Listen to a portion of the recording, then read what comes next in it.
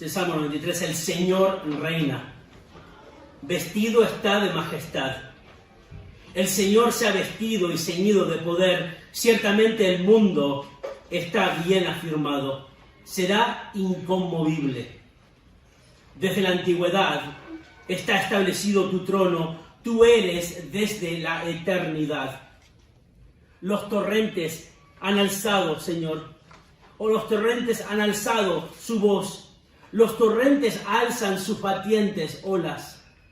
Más que el fragor de muchas aguas, más que las poderosas olas del mar, es poderoso el Señor en las alturas. Tus testimonios son muy fidedignos. La santidad conviene a tu casa eternamente, oh Señor. Después de casarnos con Melissa, antes que nacieran los niños, con Melissa nos gustaba ir mucho de acampada. Teníamos una tienda de campaña, una cocina a gas, lámparas a gas, linternas, una camioneta, e íbamos a menudo a las montañas y a las playas de donde vivíamos en California. Y una de las veces que fuimos de acampada, fuimos a un parque nacional que está al norte de California, como unas 12 horas en coche. Es un lugar precioso, un lugar de encanto, donde de un lado tienes árboles gigantes que se llaman secoyas, que llegan a medir más de 100 metros, y justo del otro lado teníamos al mar, teníamos el Océano Pacífico. Era un lugar increíble este parque nacional. De un lado al otro no podíamos creer, un día íbamos a la playa, el otro día hacíamos senderismo y es lo que hacíamos a menudo, y un día decidimos hacer uno de los caminos más largos, uno de los recorridos más largos que había, que eran unos 20 kilómetros. El camino no estaba muy bien marcado, pero aunque había un mapa, yo decidí de no coger el mapa, sino que ir porque tenía instintos, le decía a Melissa. Así que fuimos allí, la senda estaba marcada al principio y después no había mucho. Entonces yo le dije, mira, me parece, y estoy seguro de esto, que si cortamos por aquí hay un atajo y vamos a poder llegar sin ningún problema donde tenemos que ir. Ella al principio me dijo, me parece que no tienes razón. Yo le dije, mira, tengo más experiencia que tú, vamos a llegar más rápido a esa plaza, y le expliqué. Y ella me dijo, como tú veas. Lo que sucedió después fue algo que solamente ves en las películas. Y no en las películas de acción y las películas de aventura, sino en las películas de comedia. Después de una hora nos habíamos dado cuenta de que nos había perdido. Y Melissa, mi querida esposa, me decía y me recordaba, ya que llevábamos 3 años casados, de que no tenía tanto sentido de orientación como yo pensaba. Aunque era nuestro aniversario, me dijo, y me seguía porque me quería. Los árboles eran tan altos que no podía ver el sol. No podía ver nada. De hecho, la sombra hacía que parecían, aunque eran las 10 de la mañana, que parecía que eran las 8 de la noche. No sabía por dónde ir. Y claro, a todo esto, Melissa me hacía acordar de que ella me había advertido de que tenía que seguir el mapa, o al menos la senda marcada. En total estuvimos perdidos un par de horas, aunque me parecieron a mí que fueron un par de años porque tenía que escuchar a mi querida esposa. Pero no fue hasta que me di cuenta, y ese sí que fui yo, a subir a un monte para ver si podía ver el mar. Inmediatamente vi el punto de referencia y allí pude encontrar dónde estaba el mar, dónde estaba el sol, y así pudimos seguir felices a nuestro destino sin pelearnos.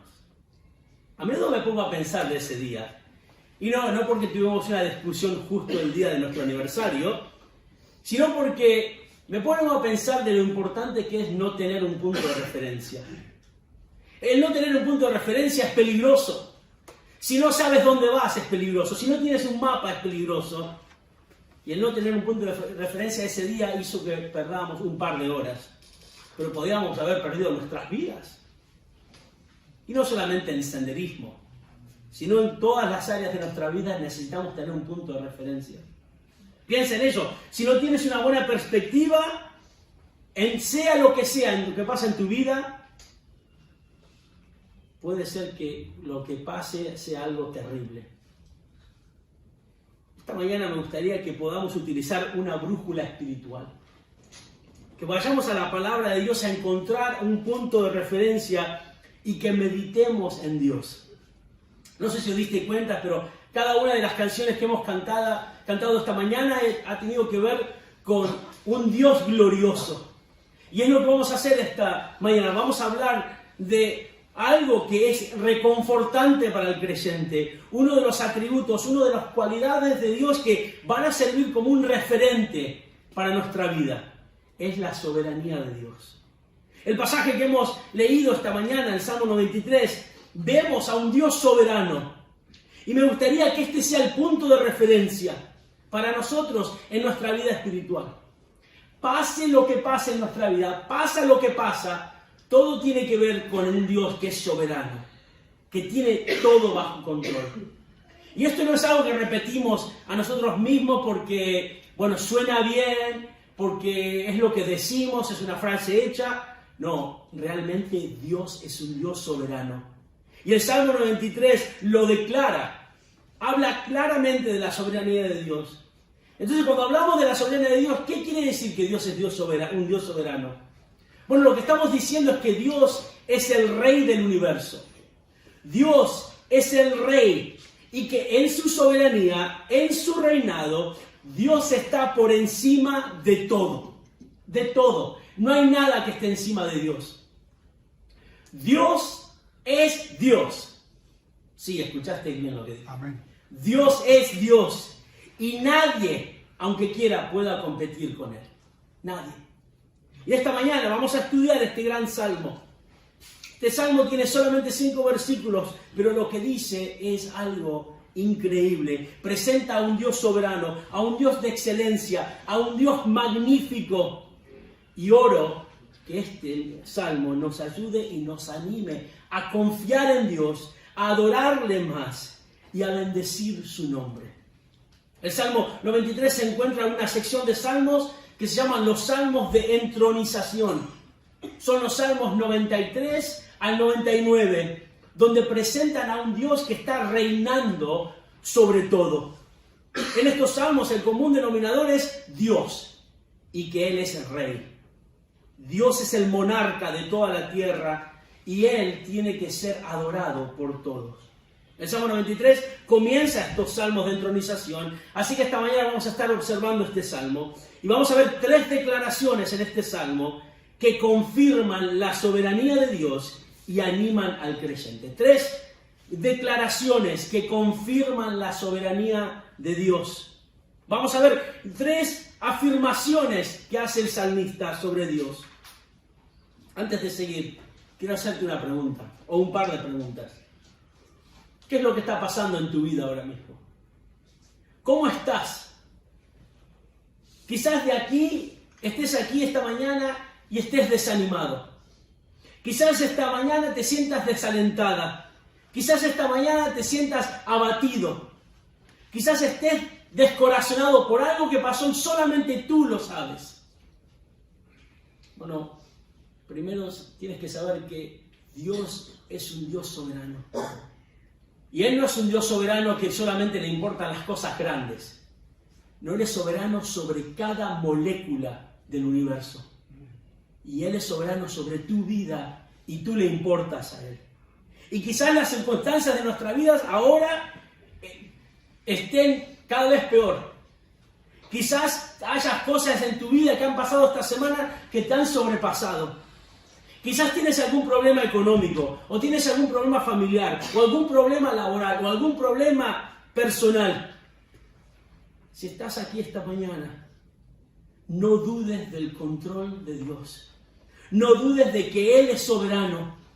Y por eso vamos a ver estas 3 declaraciones que confirman que Dios es un Dios soberano y al mismo tiempo nos animan a confiar en Él. Primero, en el versículo 1 y 2. El reinado de Dios confirma su soberanía. el reinado de Dios confirma su soberanía. Mirad lo que dice el versículo 1. Comienza diciendo, el Señor reina. El Señor reina.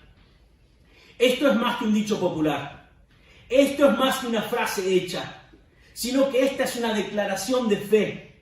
Es una proclamación que existe un rey, y ese rey se llama Yahvé, se llama Jehová, se llama Dios. Este es el anuncio, la proclamación, el edicto de que quien reina es Yahvé, el Rey, Dios. Y esta noticia, esta verdad es la que marca la pauta para el resto de este salmo. Todo lo que vamos a ver en este salmo se deriva de esta declaración doctrinal. Esta es la proclamación de lo que no viene de un agente humano, sino que procede de lo alto. El Señor reina. Y esta frase tenía que estar con signos de exclamación. Dios es quien reina. Dios es quien reina y no nosotros, no los gobernantes de este mundo, no las situaciones. Dios reina. Y por eso vemos aquí en esta declaración que su reinado confirma que Dios es soberano. Mirad lo que dice aquí. Dice que el Señor reina y inmediatamente después empieza a describir. El Señor reina, vestido está de majestad. El Señor se ha vestido y ceñido de poder. Pero ¿por qué, después de hablar de que Dios reina, por qué ahora el salmista habla de que el Señor está vestido? Bueno, tenéis que entender que en el Antiguo Testamento una persona pensaba que las vestiduras eran consideradas como la extensión de una persona. Cuando una persona está vestida, es la extensión de esa persona humana. Ahora, nosotros no pensamos de esa forma, ahora o no tendríamos que pensar. Si vemos a alguien vestido de una forma, no le estamos juzgando, o no tendríamos que estar juzgando. Pero en ese tiempo, una persona se vestía y se juzgaba como estaba. Entonces cuando aquí dice que el Señor está vestido de majestad, lo que está diciendo es que esa es la extensión de quién es Dios. Dios está vestido de majestad y está describiendo a un Señor majestuoso, un Señor poderoso.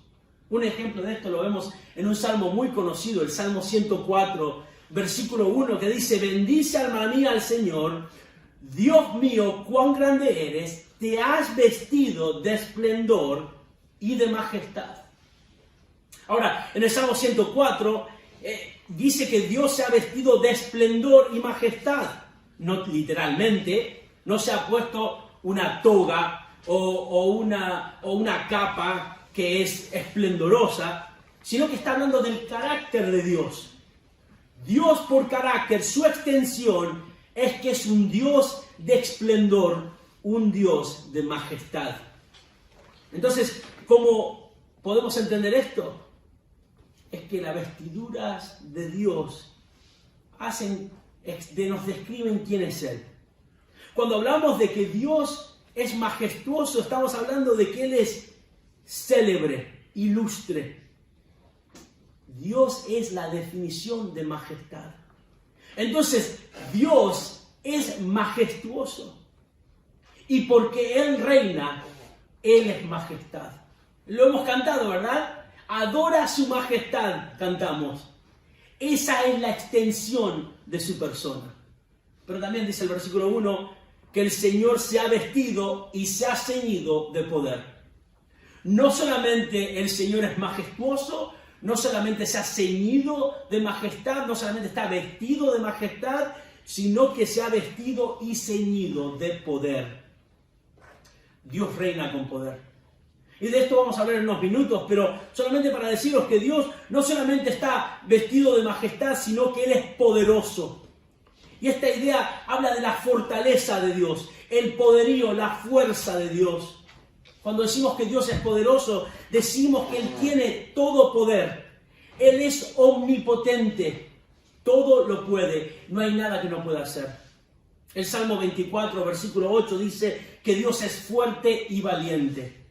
El Salmo 31, versículo 2 dice que Dios es la roca, es fuerte, es fortaleza. Isaías 9:6 dice que el nombre de Jesús iba a ser Dios fuerte. En Lucas 1:49 habla a Dios y dice que Él es poderoso. Dios es majestad. Dios reina en majestad, pero Dios es poderoso. Él reina en poder y con poder. Y el versículo 1 continúa, dice, ciertamente el mundo está bien afirmado, será inconmovible. Esto nos hace acordar de lo que dice el Salmo 96, versículo 10. Un salmo conocido para nosotros, dice, decide entre las naciones, el Señor reina, ciertamente el mundo está bien afirmado, será inconmovible y Él juzgará a los pueblos con equidad. Esto está hablando de que todo lo que está bajo el Señor está bajo su reinado. Todo lo que ves está bajo su reinado. Dios reina, sí, pero reina con seguridad. Dios reina, sí, pero reina con certeza. Dios reina, sí, pero reina con confianza. Y dice aquí que será inconmovible. ¿Lo veis ahí? Esto quiere decir que su reinado es seguro. Que nada puede hacer que se tambalee. Nada lo puede mover, nada lo puede zarandear. Qué bendición es saber eso, ¿verdad? Amén. Que el reino de Dios es inconmovible, es seguro, nadie lo puede mover. Todo lo que vemos en este mundo, todo está bajo su dominio. Nada puede tambalear el reino de Dios. Ahora, quiero que pienses conmigo, y no va a ser muy difícil este ejercicio, y pienses en las injusticias de este mundo. Mira lo que está pasando en este mundo. Atentados terroristas, pobreza, corrupción, pero también en lo personal. Piensa en cuántas cosas no van como tú quieres. ¿Cuántas cosas cambiarías? ¿Cuántas cosas te encantaría que fueran distintas? Todas estas cosas, lo personal y lo que pasa en este mundo, todo está bajo la potestad de este Dios. Todo está bajo el señorío de Dios. Y esto es de ánimo saber, ¿verdad? Es de ánimo saber de que todo lo que sucede, entendamos o no lo entendamos, está en las manos de este Dios que reina. En el versículo 2 nos dice que Dios no solamente reina, sino que su reino es eterno. Mirad el versículo 2, dice, desde la antigüedad está establecido tu trono, tú eres desde la eternidad. Este pasaje habla de la eternidad de Dios, pero no solamente de su eternidad, sino también de que su reinado es eterno. Dios es eterno, y todos aquí diríamos, sí, es verdad, Dios es eterno, pero su reinado es eterno también. Cuando hablamos de que Dios es eterno, estamos diciendo de que Él no tiene ni comienzo ni final. Dios siempre ha existido y nunca ha cambiado. Ahora, si piensas en eso, nos empieza a doler la cabeza, porque no entendemos nosotros cómo es que alguien nunca ha existido. Siempre ha existido, nunca ha nacido ni nunca va a morir, porque nuestras mentes son finitas. Pero la palabra de Dios dice que Dios es eterno.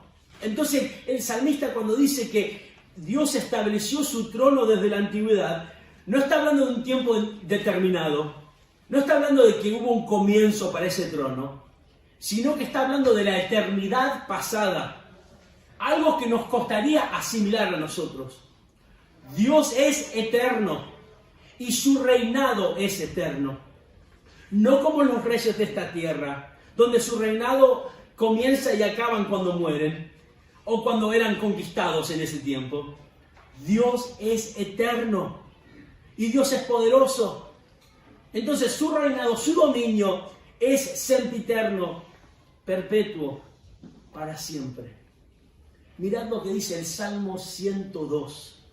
Salmo 102. ¿Por qué no me acompañáis allí? Salmo 102, versículo 25. El Salmo 102, versículo 25 dice, desde la antigüedad tú fundaste la tierra, y los cielos son obras de tus manos. Ellos perecerán, pero tú permaneces, y todos ellos son como una vestidura, se desgastan como vestidos, los mudarás y serán cambiados. Pero tú eres el mismo, y tus años no tendrán fin. Los hijos de tus siervos permanecerán, y tu descendencia será establecida delante de ti. ¡Qué pasaje glorioso! Los humanos, tú y yo, tenemos fecha de caducidad. Todos vamos a morir algún día. Los reyes de esta tierra también tienen fecha de caducidad. Los presidentes de gobierno tienen fecha de caducidad. Los grandes imperios tienen fecha de caducidad. Nada es eterno en este mundo, pero Dios sí. Él es eterno. Dios reina y su reino dura para siempre porque Él es el Rey eterno. Y otra vez, mira cómo esto nos anima a pensar en que Dios reina sobre todo y tiene cuidado sobre todo. ¿Cómo nos anima a pensar de que el reino de Dios no tendrá fin? Y esto nos tendría que llevar a confiar en Dios. Dios sabe lo que está haciendo. Dios sabe lo que pasa en el mundo. No necesita ver las noticias después de comer. No, Dios sabe lo que está ocurriendo. Él sabe lo que pasa en tu vida. Él sabe lo que pasa en la vida de cada uno de nosotros. Él sabe. Y en nuestras pruebas son pasajeras, como dice la palabra de Dios. Y esto nos tiene que llevar a confiar ciegamente en el amor de Dios, su amor incondicional por nosotros. Y sí es difícil, y va a ser difícil confiar en Él cuando estamos pasando una situación difícil, claro que sí. Pero tenemos que confiar en este Dios, en el Dios soberano que tiene todo bajo control. En estos versículos vemos 3 declaraciones que confirman la soberanía de Dios y nos animan a confiar en Él. Primero vimos el reinado de Dios confirma su soberanía. Hay una segunda declaración. El poder de Dios confirma su soberanía. El poder de Dios. Mirad el versículo 3, dice, los torrentes han alzado, oh Señor. Los torrentes han alzado su voz. Los torrentes alzan sus batientes olas. Bueno, la pregunta que nos tenemos que hacer cuando leemos este pasaje es quizás la pregunta que me hice yo cuando tuve que estudiar este pasaje. Es, ¿a qué se refiere el salmista cuando está hablando de estos torrentes? ¿A qué se refiere? Bueno, sabemos que estos torrentes no son literales. Entonces, ¿qué son estos torrentes? No son torrentes de agua. Entonces, ¿a qué se refiere el salmista? Porque lo menciona 3 veces. Dice, los torrentes han lanzado, oh Señor, los torrentes han lanzado su voz, los torrentes alzan sus batientes olas. Entonces, ¿a qué se refiere? Bueno, esta palabra torrente en el hebreo quiere decir río. Pero no un río pequeño como el Bernesga, sino un río grande. Un río con mucho caudal.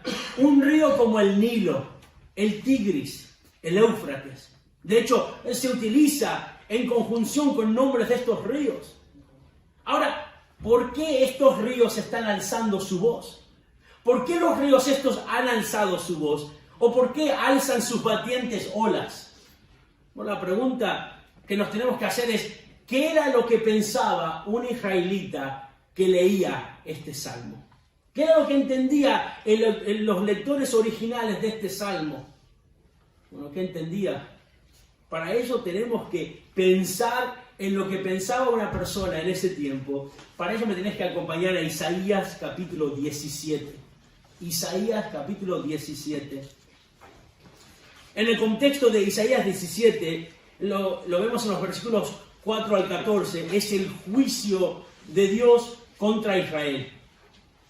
Y mirad lo que dice Isaías 17, versículo 12. Dice, ¡ay! Bramar de muchos pueblos que braman como el bramido de mares.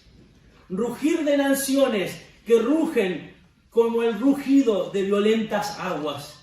Las naciones rugen como el rugido de muchas aguas, pero Él las reprenderá y huirá lejos.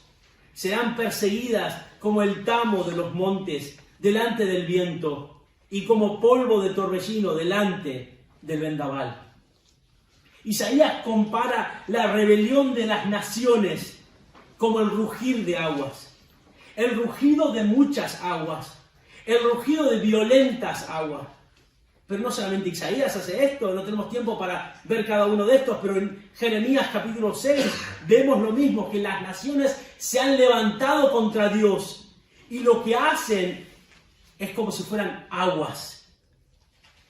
Los babilonios son explicados y descritos como voces que braman en el mar en Jeremías 6.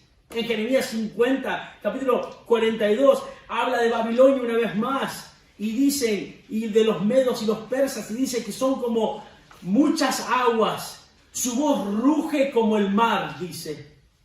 Entonces, ¿qué quiere decir esto de torrentes de agua? ¿Qué quiere decir esto con el rugido de aguas? Son la rebelión de las naciones. Esto es lo que es. Las naciones que se rebelan contra Dios y contra su reinado. El salmista dice que la rebelión de los pueblos, de los gentiles, es inexorable, contundente y sin cesar. Es como las olas del mar. ¿Ya habéis estado en el mar alguna vez? Parece que las olas no terminan de romper. Siguen sin parar, de continuo. Y esta es la imagen que el salmista nos da aquí. Olas, ríos, inundaciones que parecen romper todo. Y es lo que pasa. Por eso David describe en el Salmo 2, en el reino mesiánico de Jesús, qué es lo que hacen las naciones. El Salmo 2, versículo 1 dice que las naciones se subleman, se levantan reyes de la tierra como el rugido de muchas aguas. ¿Por qué? Porque no quieren a Dios como su rey. Y es lo que está pasando. Es lo que está pasando. Lo vemos en la pecaminosidad del hombre. Lo vemos en el pecado. El pecado que quebranta la ley de Dios de completo es un ataque directo a la soberanía de Dios y su ley. El pecado es un ataque descarado a la soberanía de Dios. Alguien escribió todos los poderes destructivos del pecado y de Satanás están personificados en este mar que amenaza el orden establecido por Dios en la tierra. La soberanía pecaminosa del hombre está contra el Señor y su soberanía. Es lo que está pasando. Es lo que pasa en el mundo. El mundo no quiere vivir como Dios lo establece en la palabra de Dios. Y por eso son rugidos de agua. Y esto no es algo nuevo. No es como cuando yo era pequeño las cosas estaban mejor. No. Siempre ha pasado esto. Desde el principio, desde el pecado de Adán y Eva, el hombre y la mujer han querido vivir su propia vida. Han asaltado, han atacado la soberanía de Dios. Y es lo que pasa ahora también. Pero Dios es un Dios soberano. Y en su poder tiene tanto poder que mirad lo que dice el versículo 4. Dice, más que el fragor de muchas aguas, más que las poderosas olas del mar, es poderoso el Señor en las alturas. Aunque las naciones se estén sublevando, aunque la humanidad peque, aunque el sistema de este mundo esté contra Dios, y lo está, todo esto sea como olas del mar que parecen que siguen de continuo, Dios es poderoso. Dice el versículo 4 que Dios es poderoso en las alturas. Dios es omnipotente. Esto quiere decir que Dios posee todo poder. Dios puede hacer lo que quiere, cuando quiere. Y esto es algo increíble, pensar de que Dios tiene todo bajo control y tiene todo poder. Jeremías 32, 17 dice que Dios es el poderoso creador y que no hay nada difícil para Él. En Efesios 1:11 dice que Dios obra todas las cosas conforme al consejo de su voluntad. Dios es poderoso. Y el salmista dice que Dios es poderoso en las alturas. Esto habla de su posición. No habla de que está en el cielo solamente. Habla de que su posición es excelsa. De su excelente, su eminente posición.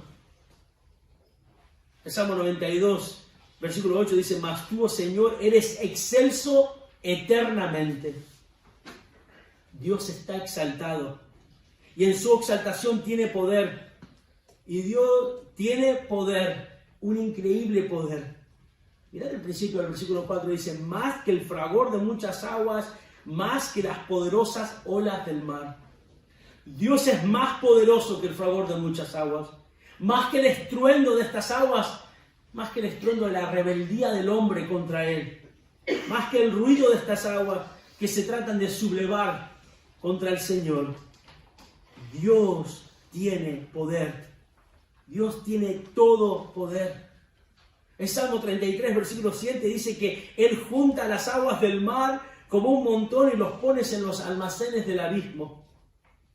El Salmo 104, versículo 7 dice que a tu reprensión huyeron al sonido, tu trueno se precipitaron.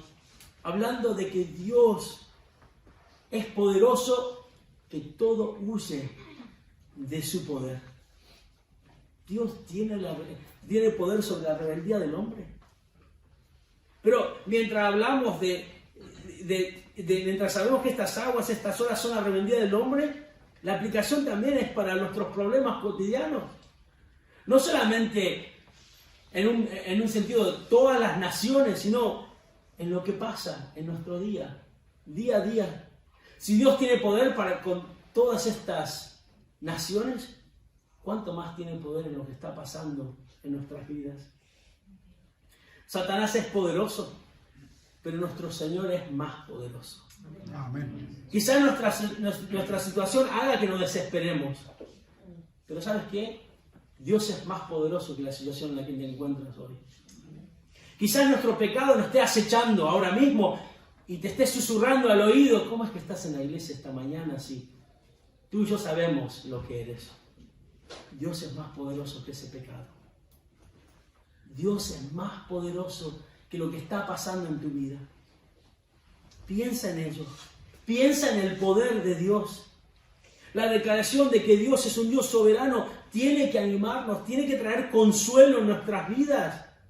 Pase lo que pase, aunque estemos pasando una época difícil en nuestras vidas. El Señor es poderoso. El Salmo 115, versículo 3, cuando está hablando de todos los ídolos que hay, el salmista dice: nuestro Dios está en los cielos y Él hace lo que le place. Ese es nuestro Dios.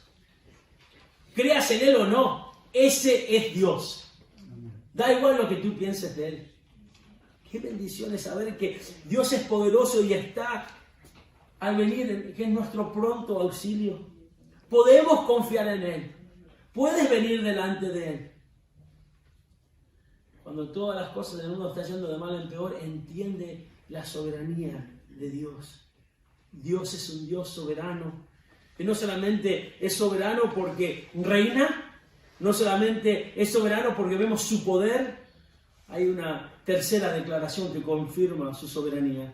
Es que la palabra de Dios confirma su soberanía.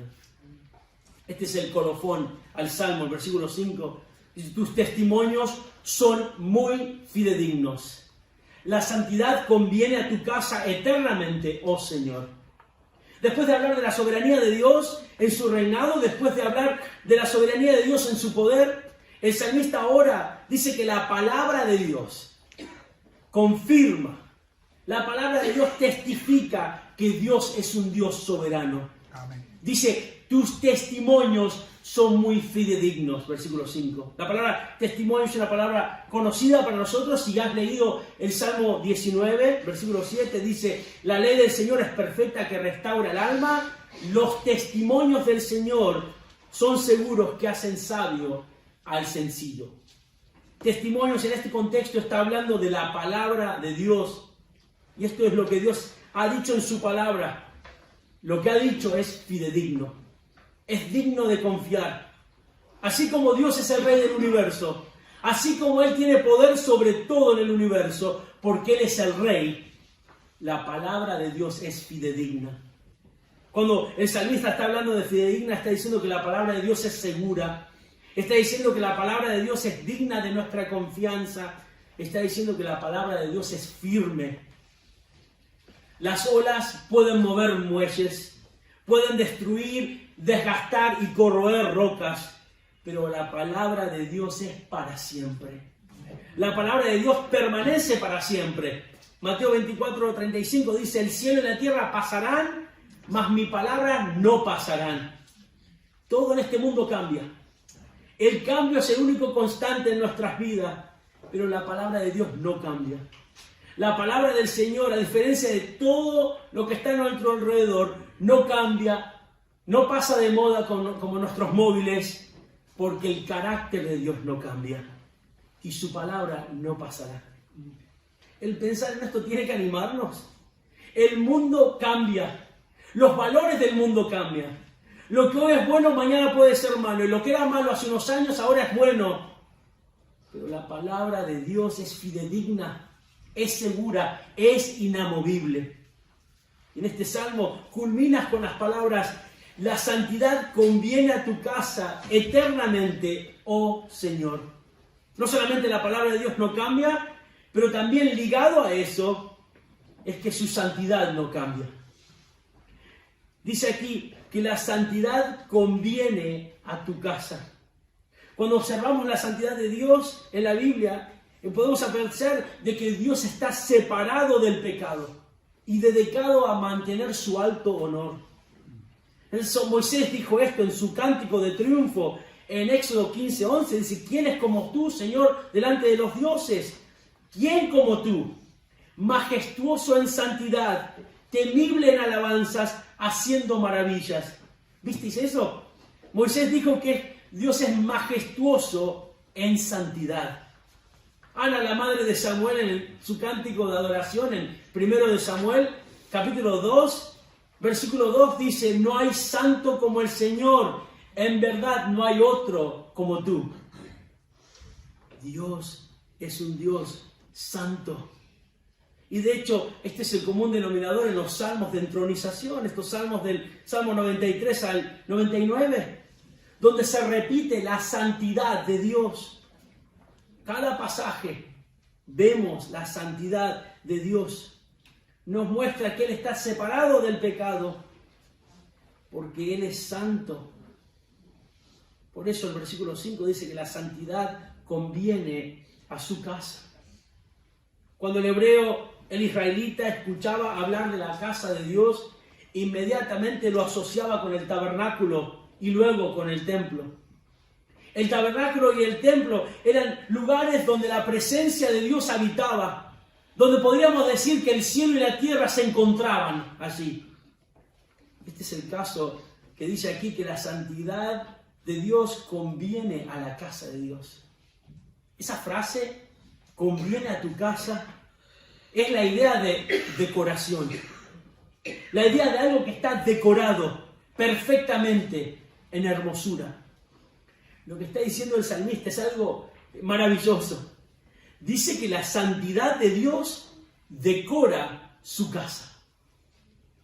Tu casa quizás esté decorada de alguna forma, me imagino, como la mía. La casa de Dios está decorada con su santidad. Amén. Su perfección moral, su separación del mal, son la decoración, el ornamento de la casa de Dios. Y esto es para siempre, por toda la eternidad, como dice el final del Salmo, dice: la santidad conviene a tu casa eternamente, oh Señor. La santidad de Dios conviene a su casa para siempre. Amén. Nunca va a dejar de decorar su casa. Y la santidad de Dios también nos afecta a nosotros, ¿verdad? La santidad de Dios nos llama a vivir vidas santas, porque como dice en 1 de Pedro 1, tenemos que ser santos como Él es santo. La palabra de Dios testifica esto. Ahora vemos que Dios es un Dios soberano, y la palabra de Dios, que es verdad y nunca va a pasar, testifica de que Él es santo. Nuestro Dios reina y reinará por toda la eternidad.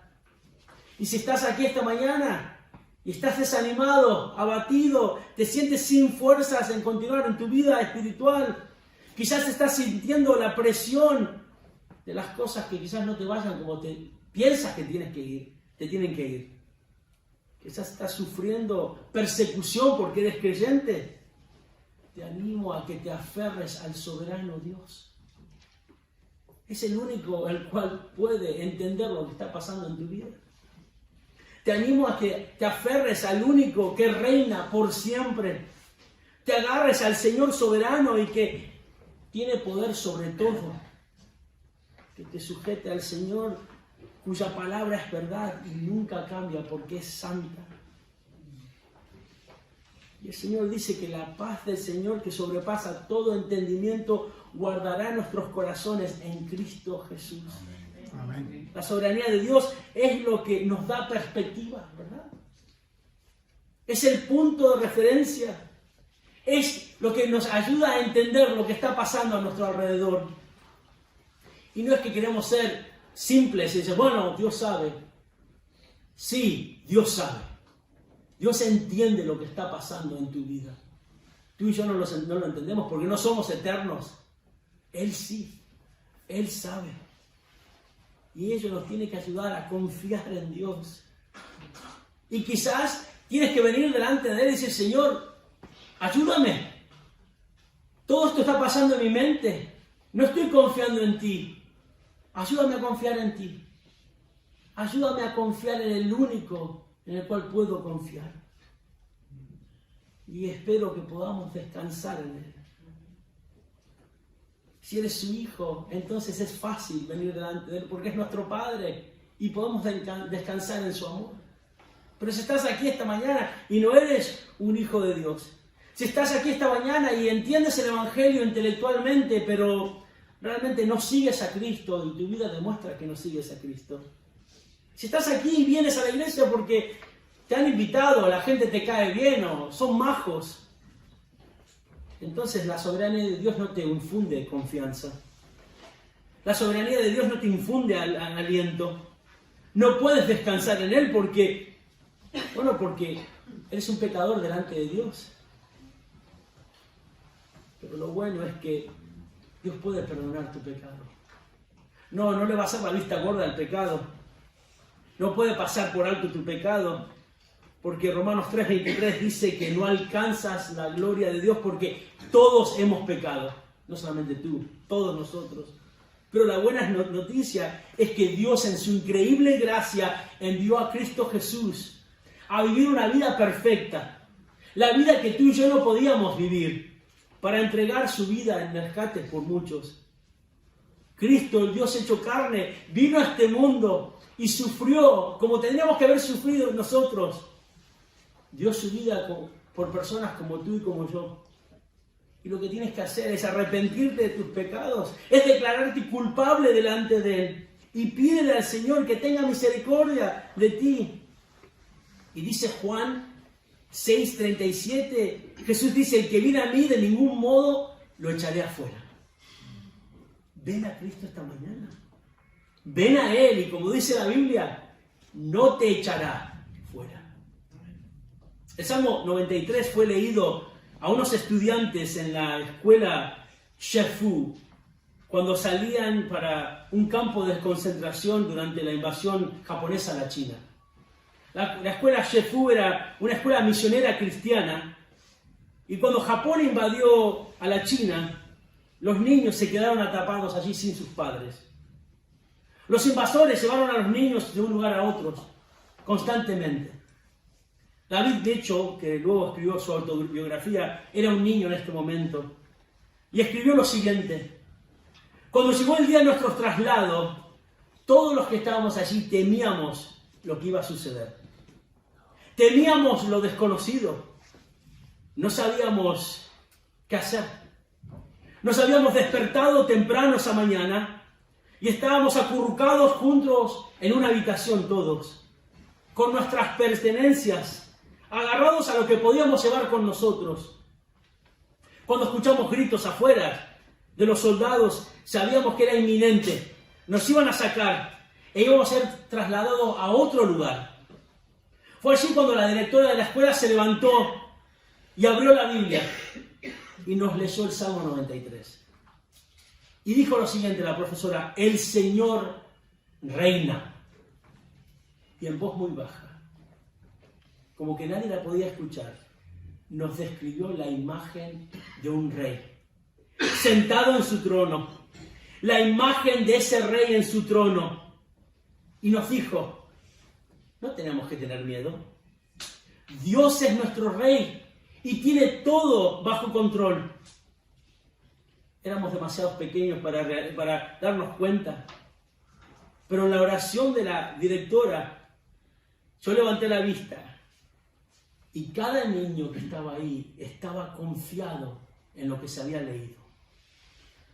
Y realmente salimos de allí con los soldados, marchando y cantando. Eso me hizo acordar que Dios todavía seguía en su trono. Amén. Oremos. Señor, estás en el trono. Tú reinas. Señor, tú reinas, y a veces lo que pasa en nuestra vida no lo podemos entender. No podemos entender todo lo que pasa en nuestra vida. Pero lo bueno es que tú sí lo entiendes. Y podemos confiar. Y no es una confianza ciega, sino que confiamos en ti porque tu palabra es verdad y nos aferramos a ella. Gracias por tu reinado, gracias por tu poder y gracias por tu palabra. En el nombre del Señor Jesús. Amén.